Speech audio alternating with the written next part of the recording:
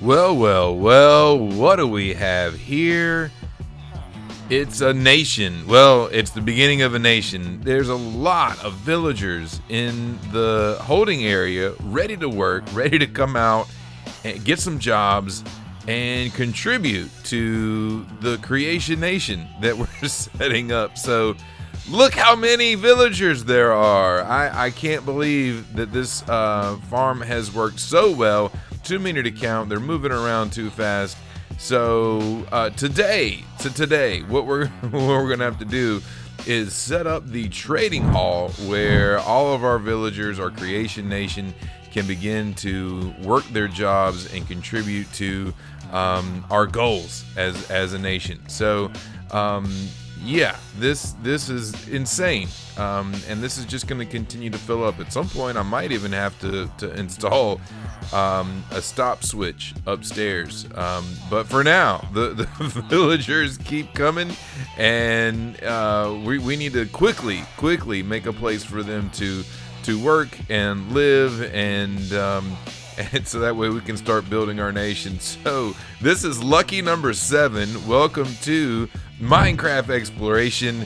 It's your friend, the Stone Warden. So yeah, let's go build. Come on. So coming out of the villager farm here, I've got that switch there so we can leave it open and get the villagers out. We finished this build in the last episode, and then I came back and put in some stairs. The stairs come all the way down to sort of the lower plains here. I've added some trees to the landscape. Here the spruce, and there the cherry trees. I do have some big plans for that part of the world right up there, so I'm going to expand and bring the cherry grove around and make it bigger, nicer.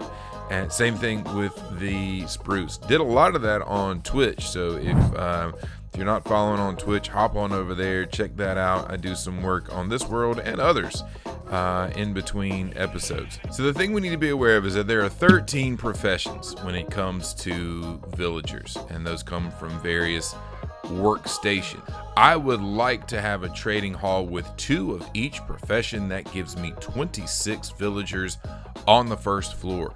Also want to have it scalable, so that if I wanted to bring in and set up a second level above that, then I can do that. So by the math that I've done, the calculating calculations in my head, I need and we're going to do this in a very compact manner, but I need a building that the walls of that building are 29 blocks long by 15 blocks wide. So 29 this way by 15 this way. Step 1 of any build is choosing the location. And this location I feel is optimal for the Creation Nation trading hall. And so it's more than 100 blocks away from the generation farm. It's close to the house, and then sort of probably on the way to some of the other things that we may do over in that direction. Step number 2 is going to be clearing this all out and making this ready for the build. So I'm going to do that now with another one of these fun music montages. Let's get at it.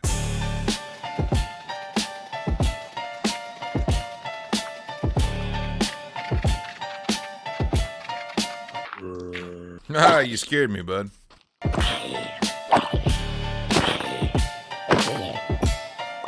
scared me.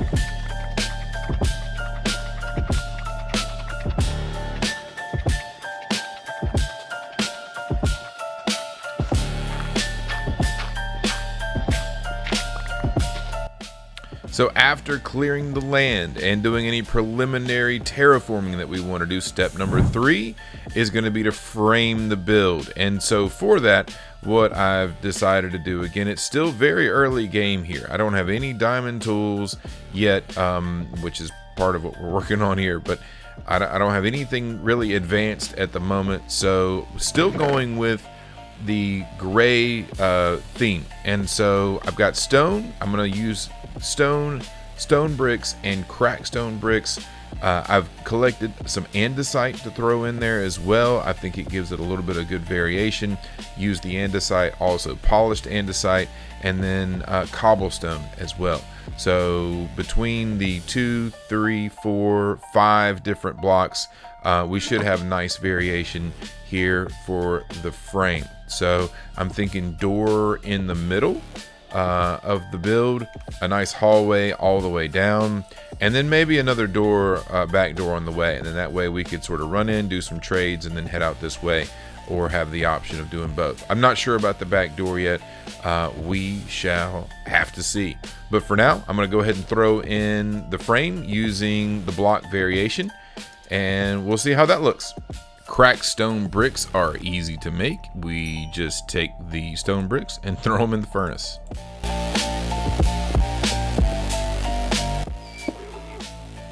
What, you don't like it?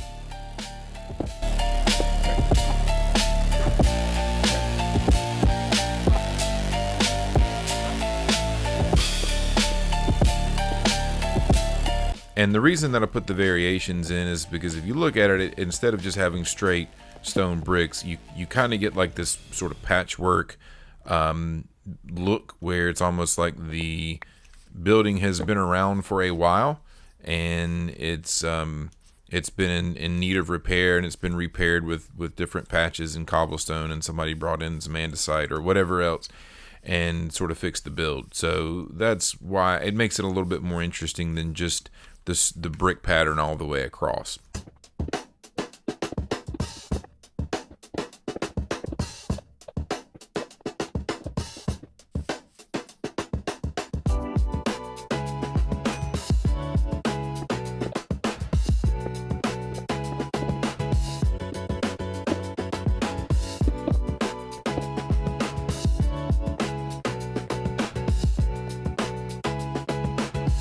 So now that the walls are 4 blocks high, that gives us a little bit of security. I feel good about bringing villagers in.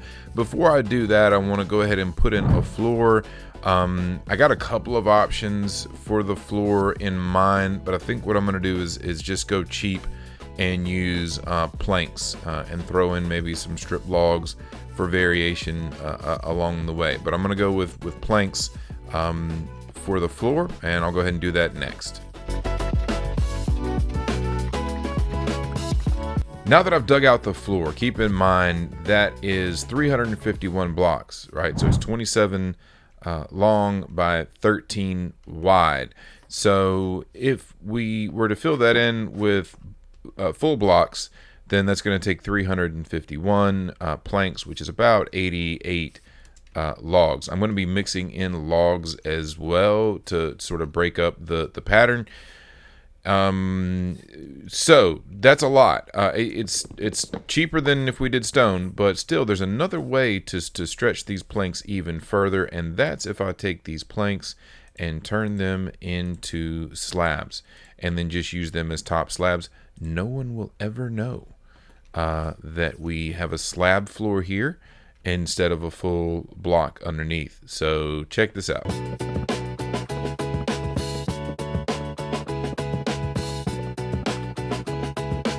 Once you put the floor in, what I'm talking about here is the pattern gets, kind of monotonous and samey, if you will. And so I like to break up all the patterns, with different variations. One of the ways I do that with a plank floor is sort of throw in that shield.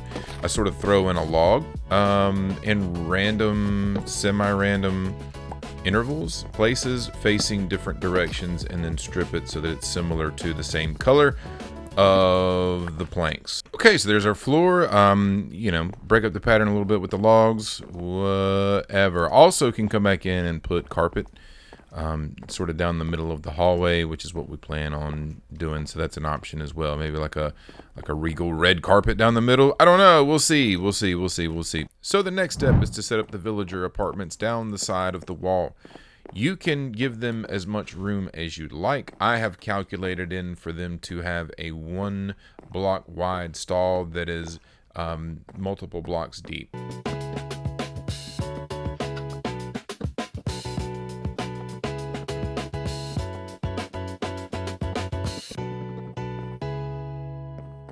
Okay, so this is what each villager apartment should look like. We'll have a bed.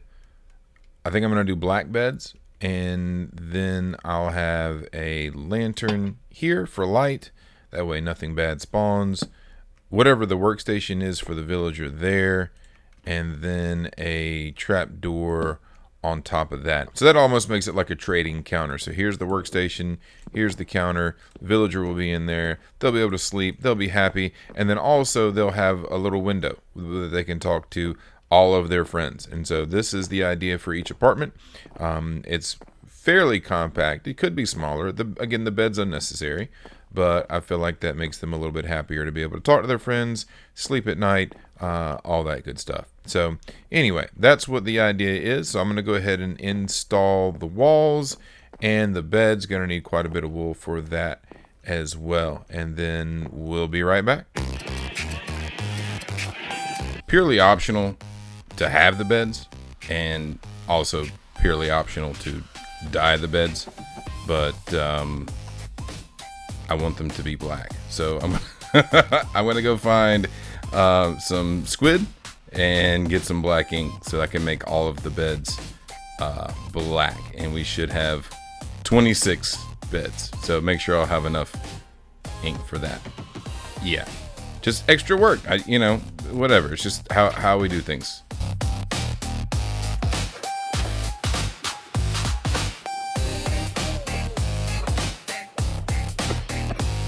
So just put an ink sac in the crafting window, pull out the black dye for the bed.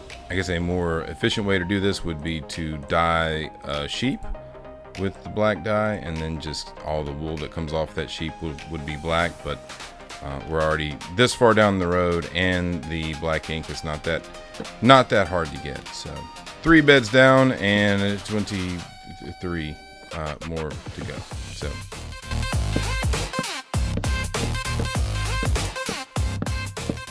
Now that I've finished all of the 3x1 apartments and installed beds into most of them, I've also installed a ceiling, which ends up being a floor for the second level.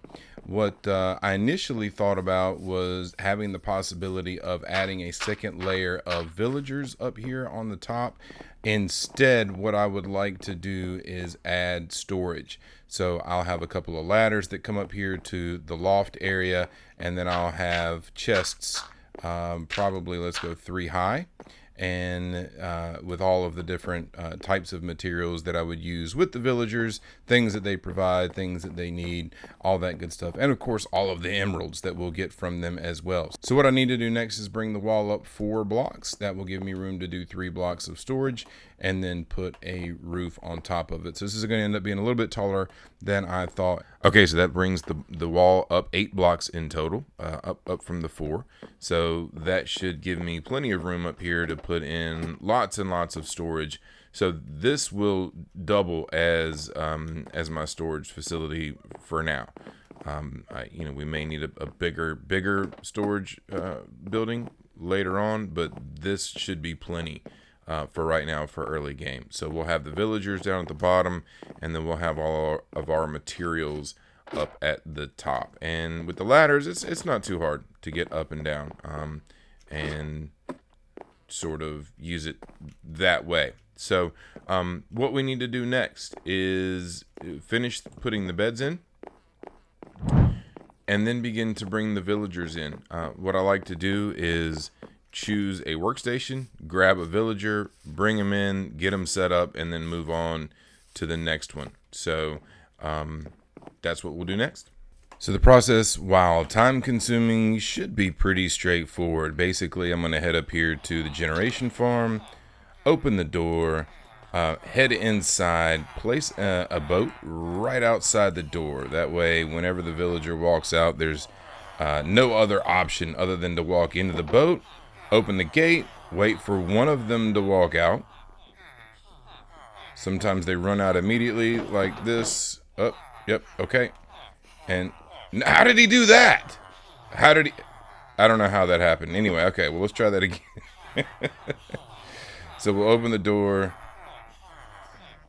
see if they'll walk out. If it's late in the day, they might not. Okay, there we go. So he walks out, gets in the boat. We get in the boat.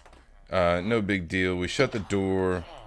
And at this point, we should be able to just ride right across the valley in the boat all the way to the trading hall. Just making our usual boat ride across the valley. All right, so again, villagers are unpredictable. So what I like to do is limit their options. So if I'm gonna bring him up here, what I want to do is make sure that he can't go anywhere else other than where we want him to go. So there he's kind of blocked in. The gate is open. Hopefully he'll just walk in.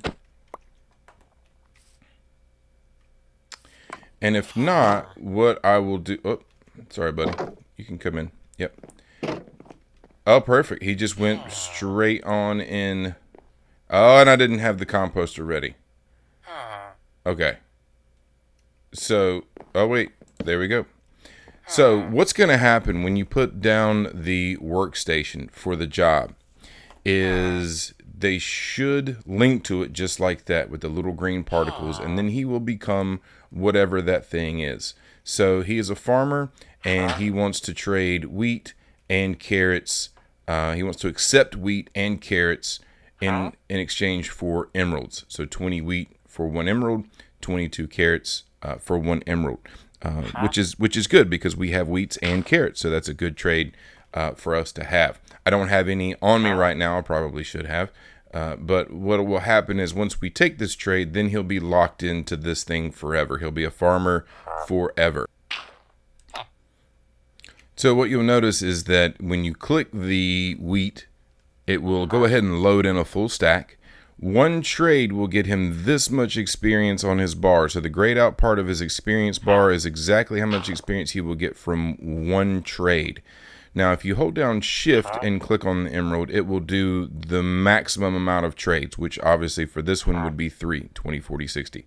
If you just click the emerald by itself, that does 1 trade at a time. So you are able to either do most of the trades or all of the trades.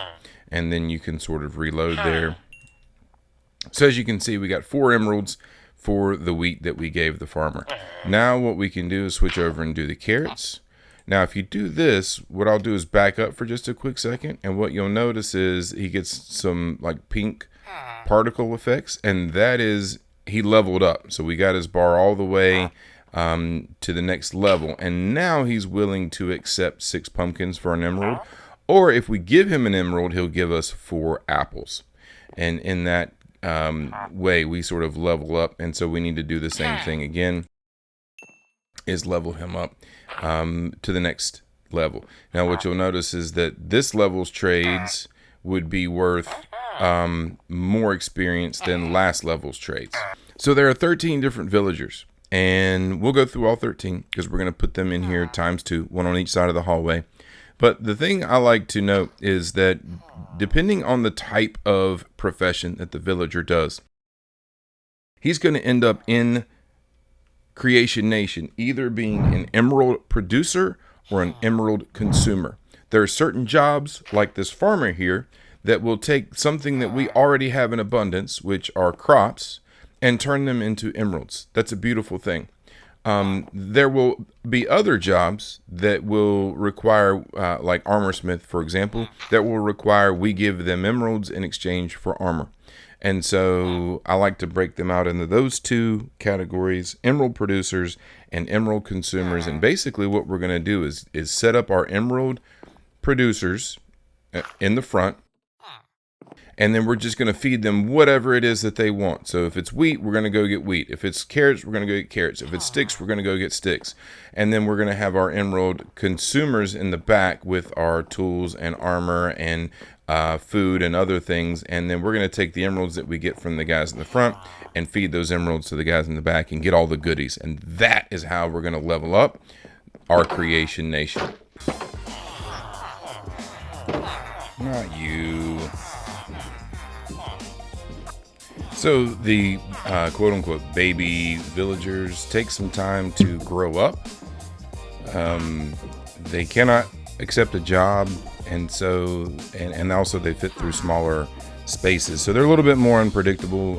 What I like to do is if it's a baby that jumps in the boat, go ahead and take them over, and then just wait for them to grow up. Maybe set them off to the side, make another boat, and bring a different villager, and that'll save us a trip. But yeah, every once in a while it will be a baby that jumps in the boat.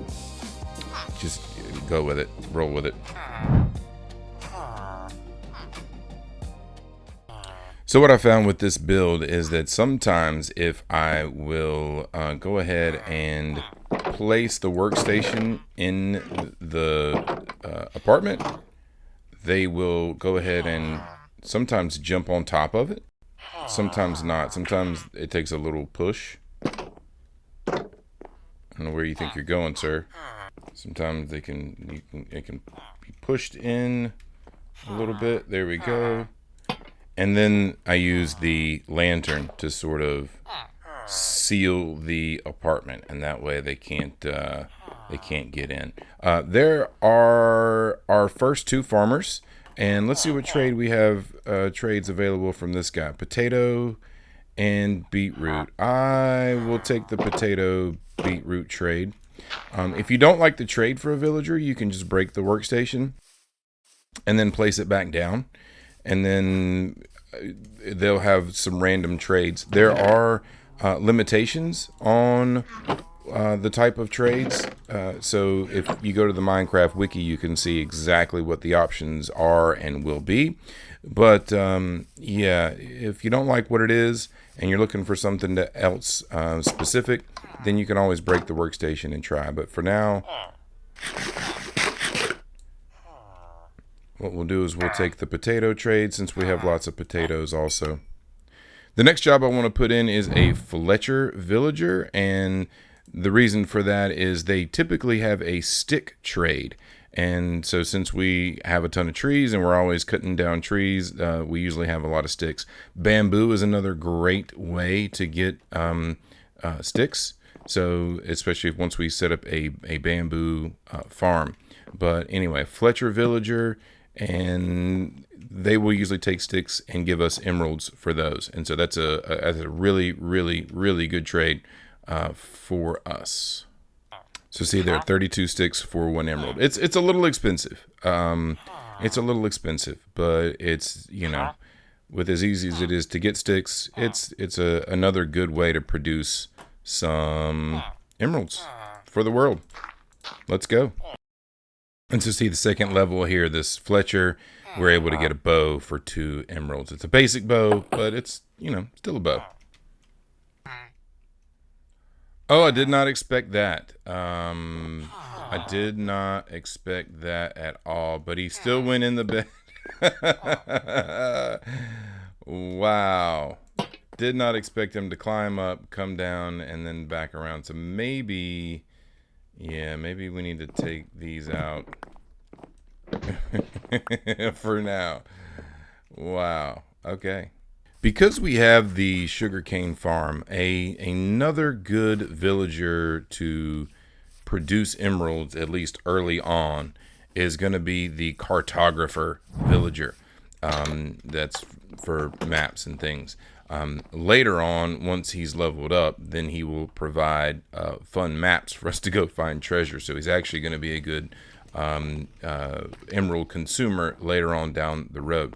But the Cartographer Villager, because we have access and we've got the sugarcane rolling in, it's going to be a great way to get some additional diamonds early on. So I'm going to grab a little bit of paper here, and that way whenever we make our cartographers, we will be able to level them up a little bit. Also, to make the cartography table, it's just a box of planks there with paper on the top, just like that. And get in your apartment there, buddy. Going in, going in, going in, going in. Right in here, buddy. Right in there. No, do you want to go there? Okay. That's the one you want? Okay, go for it. And hopefully they go right in there, just like that. So this one, again, empty map and 24 paper. There are ways to improve the trades if we want to choose violence. So, I'll talk about that in a later video for sure.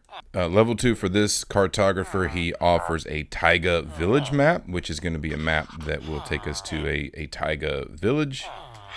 I'm a little concerned that the village that's right over there would count as a taiga village, so I'm not quite sure. This is a savanna village map. Okay, cool. So they have different maps that they offer, and you don't really know what's going to be on tap until you level these guys up. So you will get iron golems in here, and typically that happens whenever a villager sees a threat, a mob, a zombie, a skeleton, something like that. It will try to summon an iron golem. Just be careful, because if you accidentally punch a villager or punch the iron golem, it will become aggressive and destroy you pretty quickly, unless you've got some really good gear. But yeah, you will get cats and iron golems if you give the villagers beds. So to me, it's not a bad thing to have it in here, as long as you just don't accidentally punch somebody that you're not supposed to. It'll leave you alone. Okay, so this next villager is also one that's going to start out as a good producer of emeralds, and then later on give us good things. So one of the reasons that I want to go ahead and put this one in is because a librarian, once it is max level, will provide a name tag, and we're going to need that for an upcoming episode where we put in an iron farm. So we're going to need a name tag.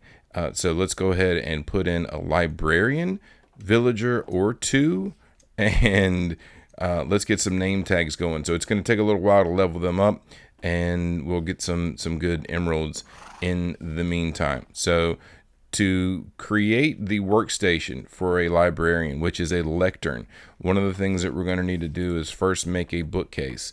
And to make a bookcase, one of the things we're first going to need to do is make a book. So the way you make a book is you take some leather, and I think we just need 3. And that's the recipe for a book. So if we have 3 books, we should be able to put them across the middle, planks across the bottom, planks across the top, and now we have ourselves a bookshelf.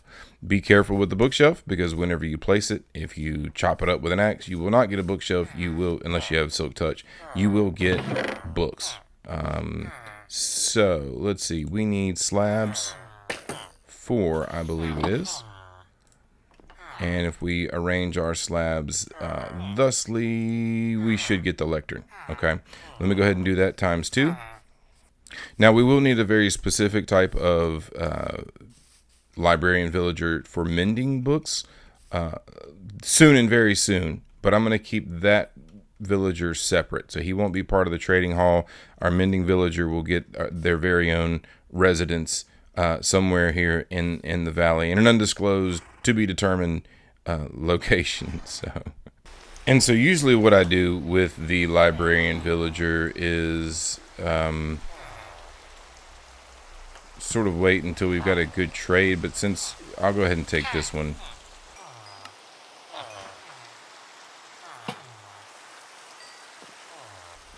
Emerald for a lantern is pretty good, because that's going to save us a ton of iron. So that's not a bad trade either.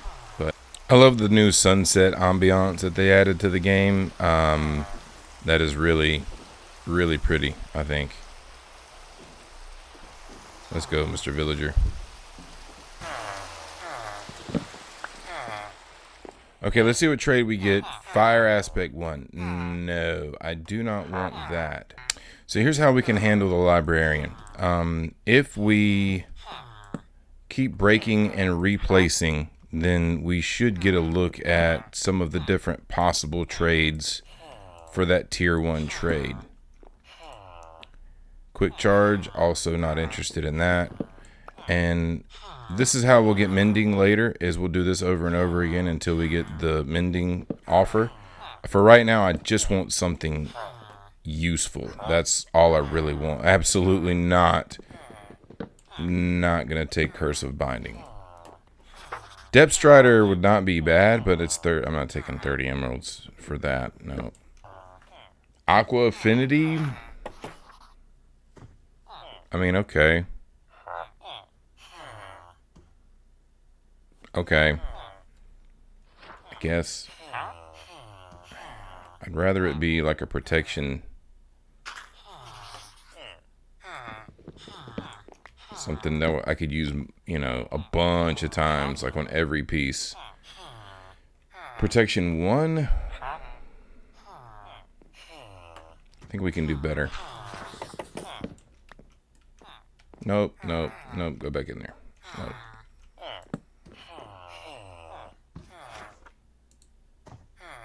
Efficiency. Oh my goodness. 55 emeralds for efficiency 4. I'm gonna be a dummy and take it. I'm just gonna take it. Whatever. We'll do it. We'll get it later. But that we'll use on all of our tools. And that'll be nice-ish to kind of have. Anyway, I am interested to see what his next level trades are gonna be. So let's go grab some more paper and see what else this particular villager is gonna have to offer. I don't know. Let's go grab some more paper and see. Alright, let's see what the next level for this guy is gonna be. Let's wait.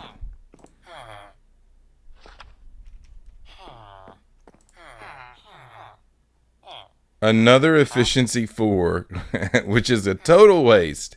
However, it's 20 emeralds cheaper, 19 emeralds cheaper.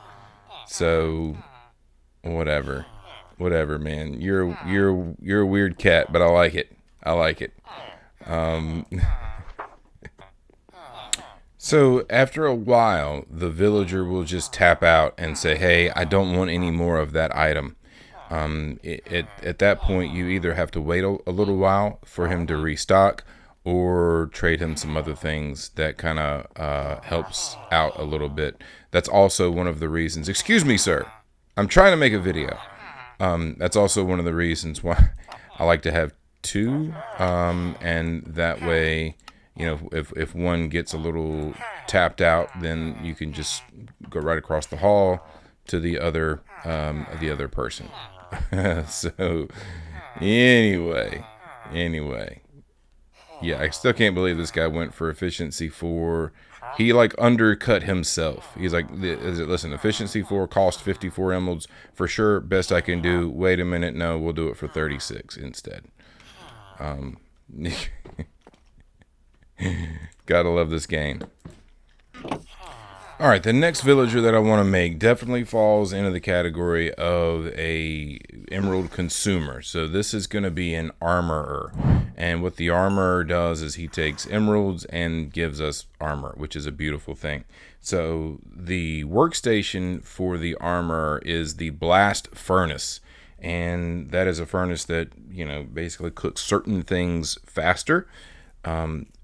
So to make that, what we need is a block called smooth stone. You get that from cooking regular stone. So if you don't have silk touch, like we don't have, you have to take your cobblestone, cook that into stone, and then take the stone and cook that into smooth stone. We'll need 3 of those. We'll also need a regular furnace. So just cobblestone in a circle. And then what we're going to do is put the furnace in the middle, smooth stone across the bottom, and then this is expensive. We're going to put 5 iron across the top, and that creates the blast furnace. And again, I'm going to need 2 of those. So that's really expensive in terms of our iron situation. However, I am going to remedy that soon. Soon and very soon. We'll have an iron farm in this world, I promise. So go ahead and subscribe and stay tuned for that. I'm not going to do an original build, but I will show you one of my favorite builds. It's easily the simplest build that I have seen for an iron farm. Okay, now we have 2 blast furnaces.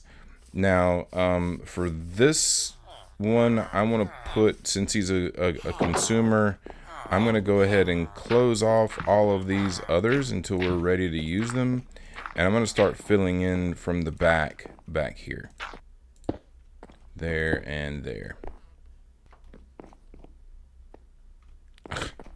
Again, with the going across the hallway. Fine, whatever.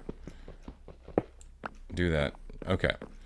So the problem with the armor is that really the only way that you're going to be able to level them up is through coal. And that's one of the reasons that, going back to the beginning of the world, I sort of saved as much coal as possible. And what I've been doing is cooking logs into charcoal and using that for fuel. So I've been using charcoal for fuel and for torches so that I could save the coal and have that to level up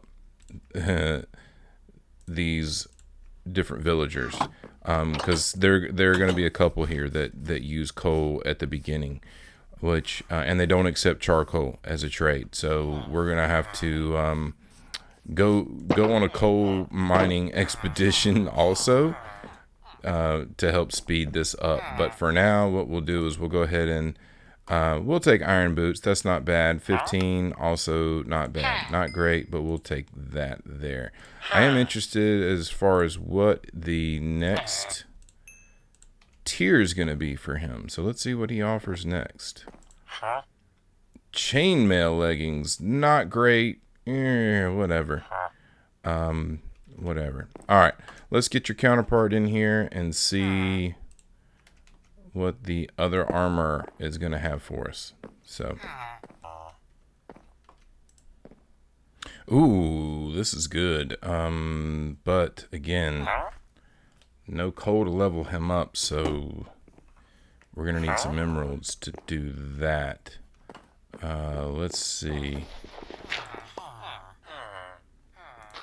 Let's go grab some of the emeralds that we have. And use a few of those to get him going. Is he in there? Yes. Haha, gotcha. All right. Iron boots, iron chest plate. I'm going to take... Let's see, how are mine looking? A little rough. Yeah, I'll take one of each. But yeah, so as you can see with these trades, it's gonna, we're gonna make a lot of emeralds from the villagers in the front, and then end up spending them here leveling up these villagers towards the back of the trading hall. Next up, we want some weaponsmiths, and to get a weaponsmith, what we want is a smithing table. Right, so that's gonna be 4 planks. And of course, more iron, as if I'm just, drowning in it.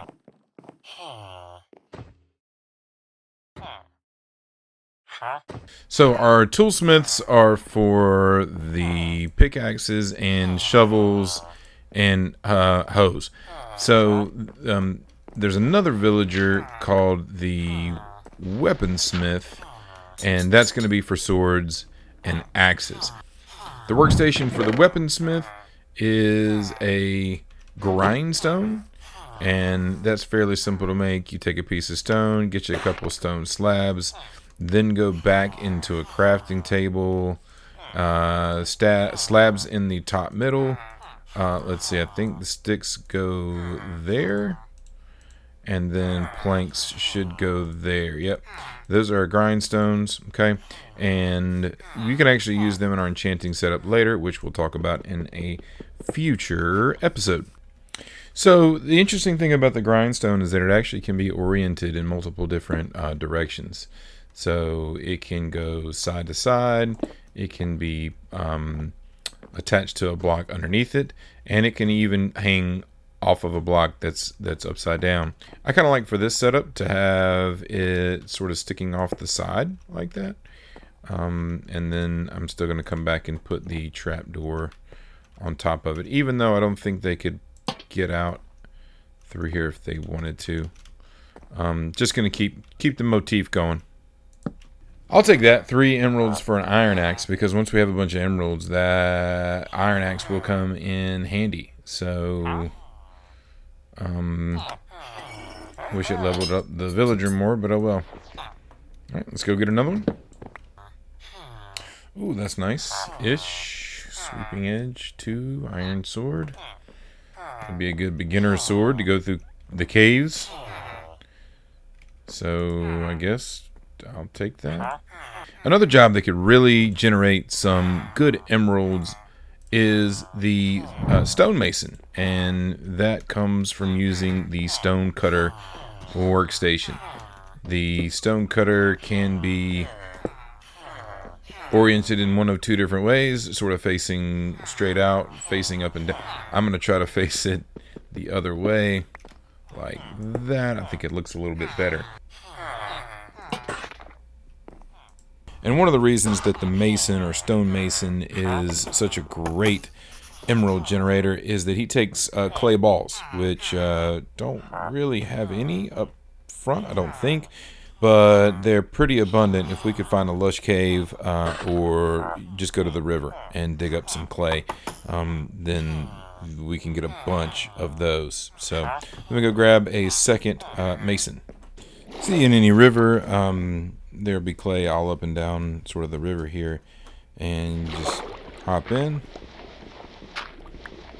hit it with your shovel a few times, and you'll have clay balls for the villagers. That brings us to 8 of the 13 professions, and of the 5 that are remaining, they're not the most helpful at this stage of the game. So I'm still going to add them in. Well, I'm going to do 4 of the 5, because the 5th profession, the last profession, the 13th profession, is the cleric.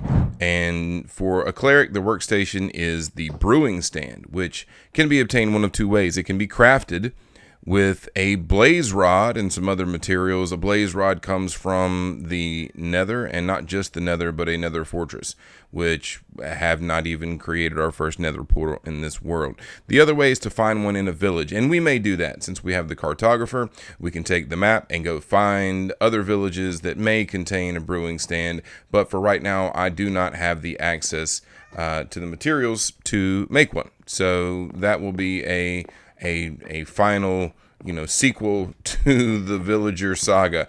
We'll bring villagers down here, we'll put them in there, but we just won't have a brewing stand for them. Of the other 4 out of the 5 remaining, we can craft those workstations.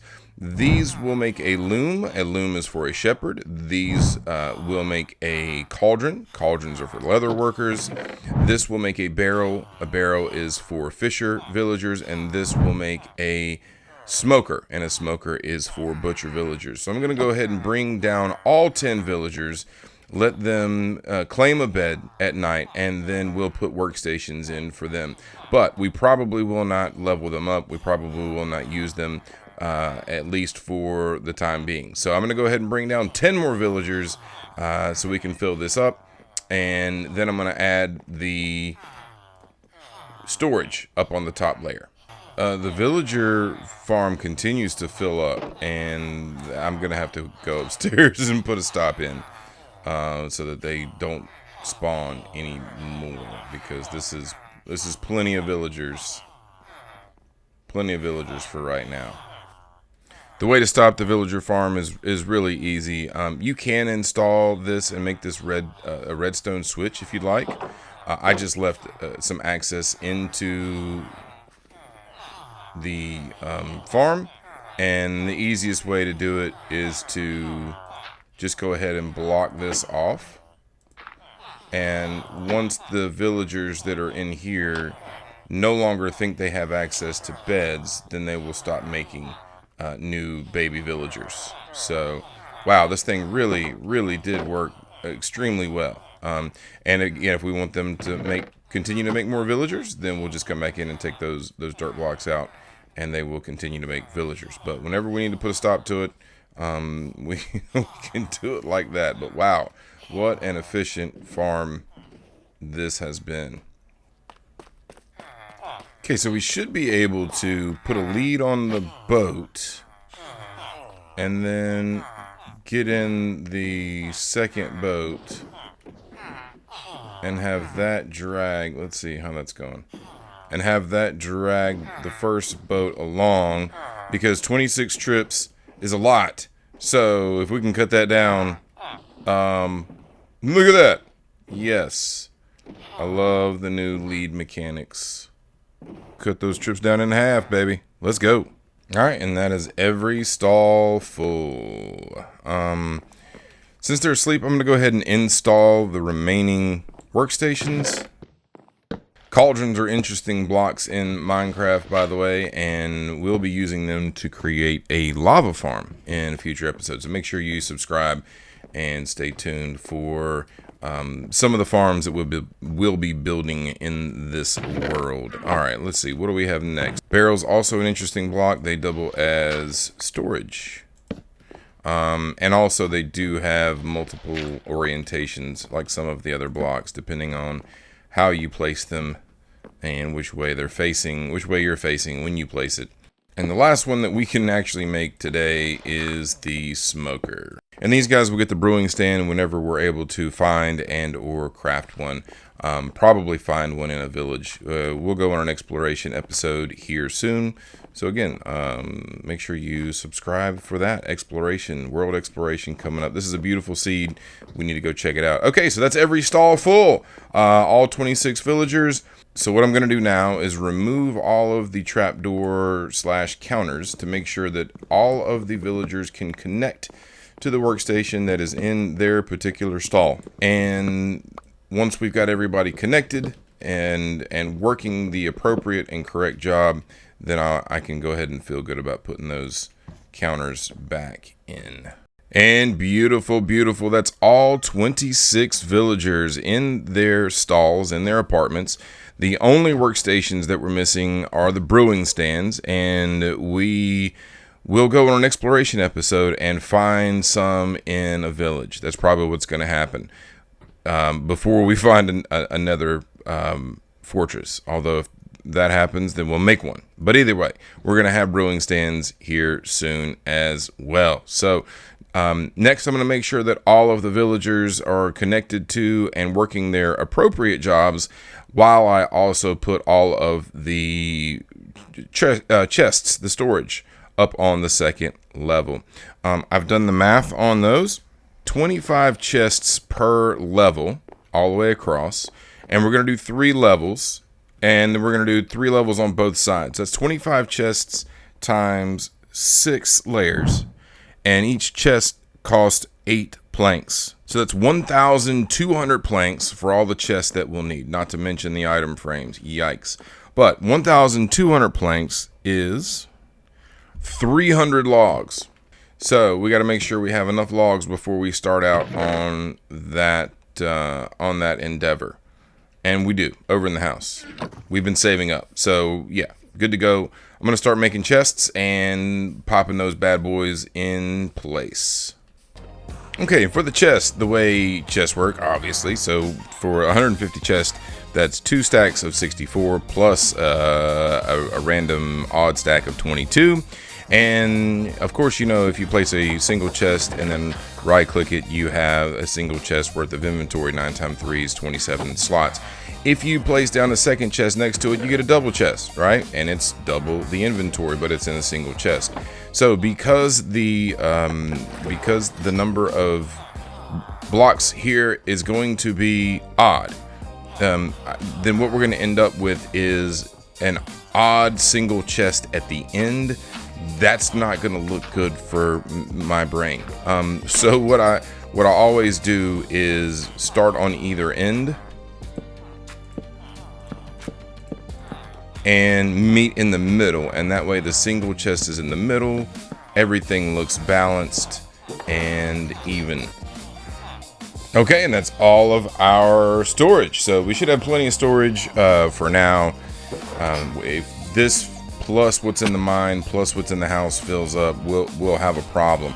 One of the things I like to do with storage, though, is have a box for every item, and I'll organize this in a future episode. So again, make sure you're subscribed, and we'll go through how to organize storage. Now, let's check on our villagers, make sure everybody is working the job that they're supposed to be working, and can access their workstations. Okay, so we got the farmer here. And we got a farmer here. This should be a Fletcher. This should be a Fletcher. This should be a cartographer. We got our librarian with the double efficiency trade. We got this librarian with the lantern trade. Excited about that. Let's see. We have...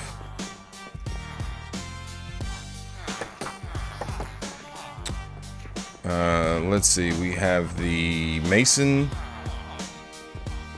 villagers here. He's got brick and he has, yeah, similar trades. Then we have our shepherd villagers. Then we have our leather workers. They'll take leather and then give back dyed leather and other items. They're, again, fun later, but not super helpful right now. Fisher. Okay, we got a fisherman.